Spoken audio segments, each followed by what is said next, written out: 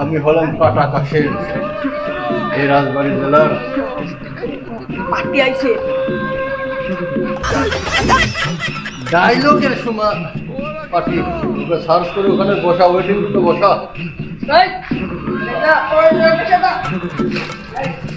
আমি হলাম কাটা কাশেম, এই রাজবাড়ী জেলার একমাত্র হর্তাকর্তা। আবারও ডায়লগের ভিতরে বললাম তো বসা ওয়েটিং রুমে। এই রাজবাড়ী জেলার একমাত্র হর্তাকর্তা আমি, সেটাই হয়। ওদের কাছে কোনো কিছু নাই।